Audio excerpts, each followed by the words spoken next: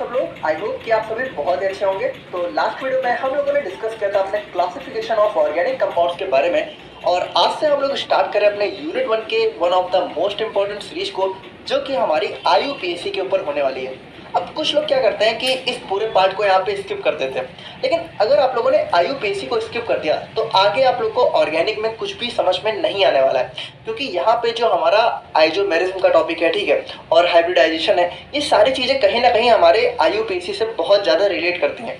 तो अगर आप लोग को यही नहीं समझ में आया, ठीक है, तो आगे तो कुछ भी समझ में नहीं आने वाला है। अब यहाँ पे देखो, हो सकता है कि आप लोगों ने पहले भी इसको पढ़ा हो, ठीक है, क्योंकि हमारे 11th-12th में तो है ही है, और वहाँ पे आप लोग को ना समझ में आया हो, तो यहाँ पे एक बार हम लोग साथ में मिलकर कोशिश करेंगे, ठीक है, क्योंकि देखो है बहुत ही इजी, ठीक है, बस आप लोग को कुछ रूल्स फॉलो करने हैं। तो यहाँ पे थोड़ा सा आप लोग को फोकस रखना होगा, ठीक है, बाकी है बहुत ही इजी। तो आप लोग कॉपी और पेन लेके बैठ जाइए और हम लोग अपना आज का वीडियो स्टार्ट करते हैं।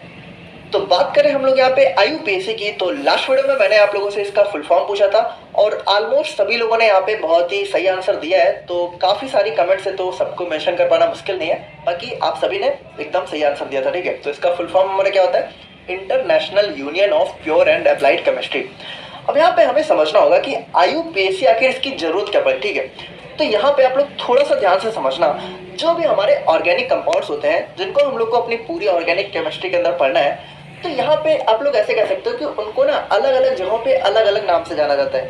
जैसे इसको ऐसे समझो ना कि जो हमारी रोटी होती है, ठीक है, तो कोई इसको रोटी बोलता है, कोई इसको चपाती बोलता है, कोई इसको फुल्की बोलता है, ठीक है। तो यहाँ पे उसके काफ़ी अलग अलग लोगों से अलग अलग डिफरेंट नेम्स होते हैं। अब यहाँ पे देखो प्रॉब्लम कहाँ पे आती है, जैसे कि मान लो आप कहीं बाहर गए हुए हो, किसी दूसरे स्टेट में या फिर किसी दूसरी कंट्री में, और वहाँ पे आप किसी होटल में गए और आपने जो है होटल के शेफ से जो है यहाँ पे रोटी की डिमांड की, ठीक है, आप उससे बोल रहे हो कि मुझे रोटी चाहिए, लेकिन जो होटल का शेफ है ना, उसको यहाँ पे पता ही नहीं है रोटी क्या होती है, उसको तो चपाती पता है। अब आप उससे रोटी मांग रहे हो, उसको समझ में ही नहीं आ रहा कि आप उससे क्या मांग रहे हो। तो उसी तरीके से जो हमारे ऑर्गेनिक कंपाउंड्स है, ठीक है, तो उनको यहाँ पे किसी कंट्री में किसी नाम से जाना जाता है और यहाँ पे किसी दूसरी कंट्री में दूसरे नाम से। तो यहाँ पे इन सारे अलग अलग नामों की कंफ्यूजन को खत्म करने के लिए, और जो हमारा ऑर्गेनिक कंपाउंड्स है, ठीक है, तो हर एक स्पेशल ऑर्गेनिक कंपाउंड को एक कॉमन नेम देने के लिए यहाँ पे हमारा आईयूपीएससी का सिस्टम आया, ठीक है। यानी कि the main purpose of IUPAC system of nomenclature is to establish international standard of naming compounds to facilitate communication. यहाँ पे देखो इस वर्ड को आप लोग ध्यान से समझना, फैसिलिटेट कम्युनिकेशन।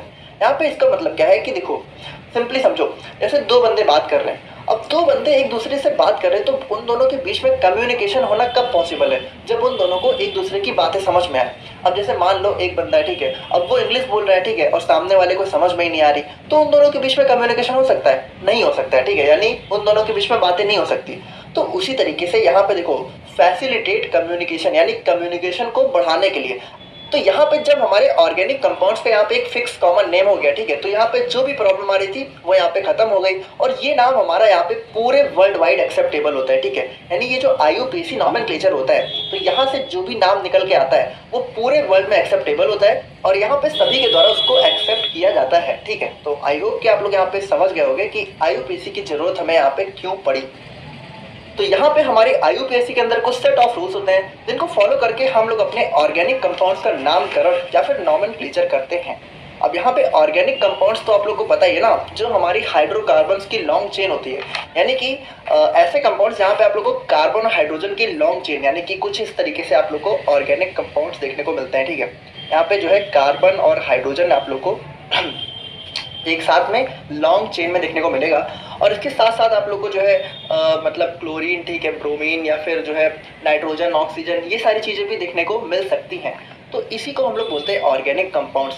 तो यहाँ पे देखो जैसे ये हमारा कोई कंपाउंड लिखा हुआ है, तो इसी का यहाँ पे एक स्पेशल टाइप का नाम होता है जिसको हम लोग आईयूपीएससी के थ्रू करते हैं। तो यहाँ पे जो हमारा आईयूपीएससी नॉमेनक्लेचर होता है, तो इसके यहाँ पे 3 मेजर पार्ट होते हैं, ठीक है। सबसे पहला होता है हमारे यहाँ पे वर्ड रूट, यानी कि जो हमारी मेन चेन होती है, और फिर दूसरा होता है हमारे यहाँ पे प्रीफिक्स, यानी कि जो चेन से पहले लगता है, ठीक है। तो यहाँ पे ये क्या होता है? ये होते हैं हमारे सब्स्टिट्यूएंट्स, अभी हम लोग देख रहे हैं इसको एक एक करके। और तीसरा होता है हमारे यहाँ पे सफिक्स, यानी कि ये क्या होते हैं? ये हमारे होते हैं टाइप्स ऑफ बॉन्ड या फिर हमारे फंक्शनल रूट। तो यहाँ पे देखो वर्ड रूट क्या होता है? वर्ड रूट होता है हमारा number of carbon in main chain, यानी कि यहाँ पे देखो जैसे कि अभी हम लोग मेन चेन वगैरह का सारा रूल्स देख रहे हैं। अभी आप लोग सिंपली समझो कि जैसे कि ये कंपाउंड है, ठीक है, तो यहाँ पे देखो इसको हम लोग बोलते हैं वर्ड रूट, यानी कि ये जो हमारी मेन लॉन्ग चेन होती है इसको हम लोग बोलते हैं वर्ड रूट, ठीक है। अब उसके बाद प्रीफिक्स क्या होता है, तो प्रीफिक्स होता है हमारा यहाँ पे सब्स्टिट्यूएंट या फिर जो हमारे साइक्लिक कंपाउंड्स होते हैं, तो उसके आगे हम लोग यहाँ पे स्पेशली साइक्लो यूज करते हैं, तो उन सबको हम लोग यहाँ पे प्रीफिक्स बोलते हैं। अब सब्स्टिट्यूएंट्स क्या होते हैं, जैसे कि आप लोग देख रहे हो ये हमारी मेन चेन हो गई, ठीक है, ये हमारा वर्ड रूट हो गया, तो इसके साथ साथ आप लोग देख रहे हो कि यहाँ पे Cl है, ठीक है, Br है, या फिर इसी के साथ आप लोग को जो है CH3 या फिर C2H5, ये सारी चीजें भी मतलब इसी के साथ यहाँ पे ब्रांच के फॉर्म में देखने को मिल सकती है, तो उसी को हम लोग बोलते हैं सब्स्टिट्यूएंट्स, ठीक है। और उसके बाद हमारा सफिक्स क्या होता है, सफिक्स होता है हमारा यहाँ पे टाइप्स ऑफ बॉन्ड, यानी कि देखो ये तो हमारा एक नॉर्मल सा कंपाउंड है, लेकिन हो सकता है कि यहाँ पे आप लोग को डबल बॉन्ड देखने को मिल जाए या फिर हो सकता है यहाँ पे ट्रिपल बॉन्ड देखने को मिल जाए। तो जब आप लोग को यहाँ पे डबल बॉन्ड या ट्रिपल बॉन्ड देखने को मिले तो उसको हम लोग यहाँ पे बोलते हैं सफिक्स, ठीक है। तो ये होता है हमारे यहाँ पे प्राइमरी सफिक्स, ठीक है। और फंक्शनल ग्रुप क्या होता है, अब फंक्शनल ग्रुप होता है जैसे कि मान लो यहाँ पे CH3, ठीक है, अब इसके साथ साथ आप लोग को जो है COOH देखने को मिल जाए या फिर OH देखने को या फिर डबल बॉन्ड हो करके, तो अगर इस टाइप का कुछ देखने को मिले, देखो इन सब की ना एक अपनी पूरी अलग क्लास है, तो हम लोग सबको डिटेल में डिस्कस करेंगे। अभी मैं बस आप लोग को समझा रहा हूँ कि ऐसे होता क्या है, ठीक है। अब यहाँ पे देखो जो हमारा IUPAC नॉमेनक्लेचर होता है, तो उसमें हम लोग नाम कैसे लिखते हैं, सबसे पहले हम लोग लिखते हैं सेकेंडरी प्रीफिक्स, ठीक है। यहाँ पे देखो 2 डिग्री को हम लोग बोलते हैं सेकेंडरी, ठीक है, 1 डिग्री को प्राइमरी। अब यहाँ पे देखो ये थोड़ा सा जो हमारा प्रीफिक्स है उसमें सिस्टम उल्टा होता है, इसमें हम लोग सेकेंडरी पहले लिखते हैं, प्राइमरी बाद में लिखते हैं, ठीक है। सब्स्टिट्यूएंट्स हमारा क्या होता है, सेकेंडरी प्रीफिक्स, ठीक है, और साइक्लो और बाईसाइक्लो क्या होते हैं, प्राइमरी सफिक्स, ठीक है। तो यहाँ पे सबसे पहले मान लो अगर हमारा कोई कंपाउंड है तो उसमें सबसे पहले हम लोग सब्स्टिट्यूएंट्स के बारे में लिखेंगे, फिर हमारा साइक्लो, फिर यहाँ पे लिखेंगे हम लोग यहाँ पे number of carbon in main chain यानी वर्ड रूट को, ठीक है। और उसके बाद हम लोग लिखेंगे हमारा जो है टाइप्स ऑफ बॉन्ड। यहाँ पे देखो सिंपल है, प्राइमरी वाला पहले और सेकेंडरी वाला यहाँ पे बाद में, और एट लास्ट में लिखेंगे हम लोग यहाँ पे फंक्शनल ग्रुप का नेम। अभी देखो इसमें ज्यादा कंफ्यूज होने की जरूरत नहीं है, ठीक है, हम लोग हर एक चीज को डिटेल में देखेंगे। तो सबसे पहले हम लोग यहाँ पे देख लेते हैं कुछ हमारे जो फेमस सब्स्टिट्यूएंट्स हैं, ठीक है, या फिर जो हमारे वर्ड रूट है, फंक्शनल ग्रुप है, उन सारी चीज़ों को हम लोग थोड़ा सा देख लेते हैं जो आप लोगों को कॉमनली यहाँ पे ऑर्गेनिक कंपाउंड्स में देखने को मिलेंगे या फिर IUPAC नॉमेनक्लेचर में देखने को मिलेंगे। जैसे हमारा सब्स्टिट्यूएंट्स की बात करें तो हमारा CH3 होता है मिथाइल, ठीक है। देखो CH4 क्या होता है, CH4 होता है मेथेन, मेथेन में से एक हाइड्रोजन निकाल लो तो हमारा क्या हो जाता है मिथाइल, ठीक है। यहाँ पे देखो हाइड्रोजन कितने हैं, 3, और CH4 में कितने होते हैं, 4। और उसी तरीके से C2H5 यानी कि इथाइल, तो C2H6 यानी इथेन में से एक हाइड्रोजन निकालने के बाद क्या बचता है, मिथाइल, इथाइल, ठीक है। और उसी तरीके से प्रोपेन में से एक हाइड्रोजन निकालने पे क्या बचता है, प्रोपाइल, ठीक है। और फिर Br अगर आप लोगों को देखने को मिले तो ब्रोमो, Cl देखने को मिले तो क्लोरो, ठीक है, और F हमारा फ्लोरो, नाइट्रो, आइडो, ठीक है। तो इस तरीके से आप लोग को सब्स्टिट्यूएंट्स की नेमिंग करनी है। अगर ये सारे ग्रुप देखने को मिल रहे हैं तो आप लोग को ये वाले जो है नाम यूज करने हैं, ठीक है। और टाइप्स ऑफ बॉन्ड की बात करें तो यहाँ पे अगर हमारा सिंगल बॉन्ड है तो उसको हम लोग बोलते हैं एन, और अगर डबल बॉन्ड है तो उसको हम लोग बोलते हैं इन, और अगर ट्रिपल बॉन्ड है तो हम लोग उसको बोलते हैं आइन, ठीक है। और अब बात करें हम लोग यहाँ पे वर्ड रूट के बारे में, तो ये हमारे IUPAC नॉमेनक्लेचर का सबसे ज्यादा इंपॉर्टेंट पोर्शन होता है, ठीक है। यहाँ पे वर्ड रूट क्या होता है, number of carbon in main chain, यानी कि यहाँ पे देखो जैसे ये जो हमारी मेन चेन है तो इसके अंदर कितने कार्बन है उसके हिसाब से यहाँ पे अलग अलग नेम होता है। जैसे अगर 1 कार्बन है तो हमारा मेथ होता है, ठीक है, 2 कार्बन है तो एथ, ठीक है, 3 कार्बन है तो प्रोप। तो यहाँ पे आप लोग को 10 तक याद कर लेना है, ठीक है। 4 है तो ब्यूट, 5 है तो पेंट, 6 हेक्स, ठीक है, 7 हेप्ट, 8 ऑक्ट, 9 नॉन, ठीक है, 10 हमारा टेक। अब देखो कहने को तो और भी है, ठीक है, 11th हमारा यहाँ पे अनडेक हो गया, 12th हमारा डूडेक हो गया, और अगर 20 पे जाओगे तो आइकस हो गया, ठीक है, और 30 पे ट्राइकैंड, 40 पे टेट्रागान, बट उतना हमें डिटेल में नहीं जाना है। आप लोग बस 10 तक याद कर लो, इतना आपके सिलेबस के हिसाब से सफिशिएंट है। तो यहाँ पे आप लोग इस चीज को समझ गए ना। देखो ये क्या होता है, number of carbon in main chain, यानी इस वाले में बात करें तो यहाँ पे कार्बन गिनो कितने हैं, 1 2 3 4, तो यहाँ पे कौन सा नाम यूज होगा, ठीक है। और अगर यहीं पे हमारा 5 हो जाता तो पेंट, ठीक है, और अगर मान लो 2 काट दे हमारा 3 बचता तो प्रॉप। तो इस तरीके से होता है, ठीक है। और अब फाइनली बात करते हैं हम लोग यहाँ पे फंक्शनल ग्रुप्स के बारे में।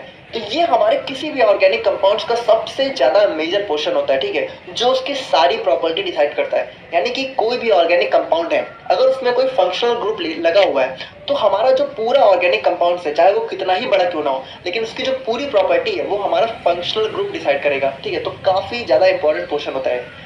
अब यहाँ पे देखो फंक्शनल ग्रुप की बात करें तो मान लो अगर हमारा OH लगा हुआ है तो अल्कोहल बोलते हैं उसको हम लोग, और इसको हम लोग यहाँ पे इसके लिए हम लोग सफिक्स यूज करते हैं ऑल, ठीक है। और CHO लगा हुआ है तो एल्डिहाइड।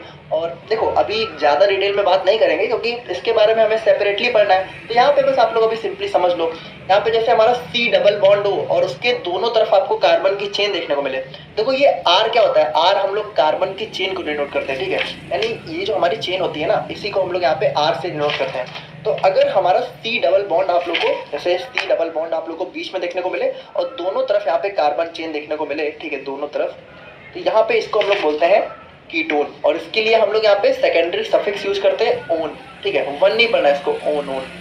और उसके बाद हमारा आता है सबसे important functional group carboxylic acid, ठीक है। तो इसको यहाँ पे COOS से डिनोट किया जाता है। और इसके लिए हम लोग यहाँ पे सफिक्स यूज करते हैं ओइक एसिड। ये हमारा यहाँ पे सबसे इंपॉर्टेंट और सबसे डोमिनेटिंग फंक्शनल ग्रुप होता है, ठीक है। इसको हम लोग यहाँ पे फंक्शनल ग्रुप का राजा भी कहते हैं क्योंकि यहाँ पे जो है ये सबसे ऊपर होता है, ठीक है, यानी सबसे ज़्यादा स्ट्रॉन्ग फंक्शनल ग्रुप होता है। और उसके बाद हम लोग बात करें तो यहाँ पे अगर C डबल बॉन्ड हो और O, यानी दो ऑक्सीजन है, ठीक है, एक डबल बॉन्ड से जुड़ा है और एक सिंगल बॉन्ड से, और उसके बाद दोनों तरफ आप लोग को कार्बन की चेन देखने को मिले, तो उसको हम लोग बोलते हैं ईस्टर, ठीक है। और इसके लिए हम लोग यहाँ पे सफिक्स यूज करते हैं एल्काइल एल्केनोइड। और उसके बाद आता है हमारे यहाँ पे ईथर। तो देखो फंक्शनल ग्रुप और भी हैं, बट हम लोगों ने यहाँ पे कुछ जो इंपॉर्टेंट है उनको यहाँ पे डिस्कस किया है। तो फाइनली अब हम लोग यहाँ पे बात करते हैं अपने रूल्स फॉर IUPAC नोमेनक्लेचर, यानी कि जो हमारे ऑर्गेनिक कंपाउंड्स हैं, जब हम लोग उसका यहाँ पे IUPAC नेम लिखते हैं तो हमें यहाँ पे कौन कौन से स्टेप फॉलो करने होते हैं या फिर कौन कौन से रूल हमें देखने होते हैं। तो देखो सबसे पहले जो स्टेप हमें फॉलो करना है वो है सेलेक्टिंग द लॉन्गेस्ट चेन, यानी कि जो भी हमारा कंपाउंड्स दिया हुआ है उसमें हमें यहाँ पे लॉन्गेस्ट चेन ढूंढनी है। अब इसको आप लोग थोड़ा सा समझना, जैसे कि ये हमारा यहाँ पे कंपाउंड है, ठीक है। अब अगर यहाँ पे हम लोग बात करें लॉन्गेस्ट चेन की, अब यहाँ पे देखो जरूरी नहीं है कि चेन हमारी स्ट्रेट हो, ठीक है। ऐसा नहीं है कि अगर लॉन्गेस्ट चेन है तो जरूरी है कि वो एकदम स्ट्रेट होनी चाहिए, ठीक है। अगर नीचे जाने पे लॉन्गेस्ट चेन मिल रही है तो हम लोग नीचे भी जा सकते हैं, ऊपर भी जा सकते हैं। जैसे इस वाले कंपाउंड में बात करें तो सबसे पहले देखो यहाँ पे कितनी चेन बन रही है, ठीक है। तो एक चेन हमारी यहाँ पे सिंपल सी बन रही सीधी, ठीक है, एक ये वाली हो गई, ठीक है, एक तो ये वाली हो गई। और एक चेन हमारी और बन सकती है कि हम लोग यहाँ पे ऐसे जाएं और यहाँ चले आए, ठीक है, एक ये वाली हो गई। और कोई चेन है, हाँ, यहाँ पे एक चेन और बन सकती है कि यहाँ पे हम लोग यहाँ से शुरू करें और यहाँ पे चले आए। तो अगर हम लोग इस वाली चेन की बात करें, ठीक है, तो यहाँ पे देखो सबसे मतलब यहाँ पे अगर स्ट्रेट वाले की बात करें, ठीक है, तो यहाँ पे देखो कितने कार्बन है, गिरो, 1 2 3 4 5 6, ठीक है।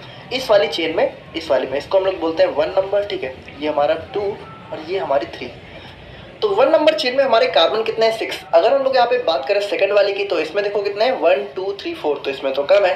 अगर थर्ड वाले की बात करें तो 1 2 3 4 5, इसमें भी कम है। यानी इसमें हमारी लॉन्गेस्ट चेन कौन सी है, 1 वाली, क्योंकि इसमें हमारे सबसे ज़्यादा कार्बन है, कितने हैं, 6 हैं, ठीक है।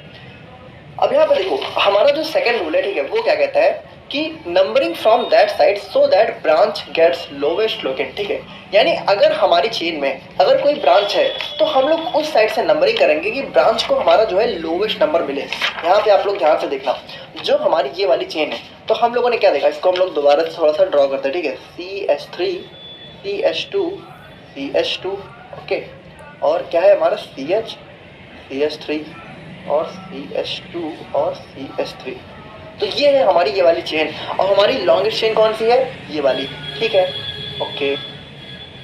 तो ये तो हो गई हमारी लॉन्गेस्ट चेन। अब यहाँ पे आप लोग देख रहे हो कि ये हमारा एक बच जा रहा है जिसको हम लोग क्या बोलेंगे, ब्रांच। और ब्रांच हमारा क्या होता है, सब्स्टिट्यूएंट्स, ठीक है, सब्स्टिट्यूएंट्स। तो यहाँ पे ये जो हमारा CH3 होता है ना, इसको हम लोग बोलते हैं मिथाइल, मिथाइल। अब यहाँ पे देखो क्या होता है कि सेकंड रूल होता है कि यहाँ पे हमें नंबरिंग करनी होती है, ठीक है। नंबरिंग करेंगे तभी तो हमें पता चलेगा कि कितने कार्बन है, उसी हिसाब से हम लोग नाम देंगे, मेथेथ, प्रोब्यूट, है ना। तो यहाँ पे क्या है कि नंबरिंग हम लोग को उस साइड से करनी है जहाँ से इस वाली जो ब्रांच है ना, इसको लोवेस्ट नंबर मिले। अब अगर मान लो हम लोग इस साइड से नंबरिंग कर रहे हैं, ठीक है, तो इधर से करें तो 1 2 3 4, ब्रांच को हमारा कौन सा नंबर मिल रहा है, 4 नंबर, ठीक है। और अगर हम लोग इस साइड से करें तो 1 2 3, ब्रांच को हमारा कौन सा नंबर मिल रहा है, 3। तो यहाँ पे हमें क्लियरली दिख रहा है कि इस साइड से नंबरिंग करने पर ब्रांच को हमारा लोवेस्ट नंबर मिल रहा है, इसलिए हम लोग यहाँ पे इस साइड से नंबरिंग करेंगे, ठीक है। यहाँ पे जैसा कि आप लोग देख सकते हो कि इधर से नंबरिंग करने पे ब्रांच को 4th नंबर मिल रहा है, जो कि रॉन्ग है। तो हम लोग नंबरिंग इधर से करेंगे जहाँ से ब्रांच को मिलेगा 3rd नंबर, जो कि हमारा राइट है। अभी हम लोग यहाँ पे नाम वगैरह सब कुछ देखेंगे कैसे लिखना है, पहले आप लोग ये तो समझ लो कि इसमें स्टेप कौन कौन से फॉलो होंगे। अब बात करें हम लोग यहाँ पे रूल नंबर 3 की, तो मान लो कोई चेन हमें दी हुई है, ठीक है, कोई कंपाउंड है जिसमें एक से ज़्यादा ब्रांच प्रेजेंट है।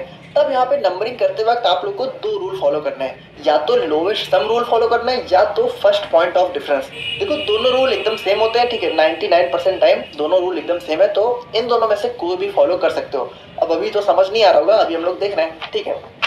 अब जैसे कि हम लोग यहाँ पे अपने सेकंड वाले एग्जांपल में देखें, तो यहाँ पे आप लोग देखो सबसे पहले लॉन्गेस्ट चेन सेलेक्ट करो, तो यहाँ पे देखो लॉन्गेस्ट चेन हमारी यही वाली होगी, ठीक है, स्ट्रेट वाली, ठीक है, इसके अलावा कोई नहीं है, ठीक है, आप लोग करके देख सकते हो। अगर हम लोग मान लो इधर जा रहे हैं तब भी हमारा 5 है, ठीक है, इधर जा रहे हैं तब भी 5 है, वही सेम चीज़ आएगी, तो लॉन्गेस्ट चेन हमारी ये वाली हो गई।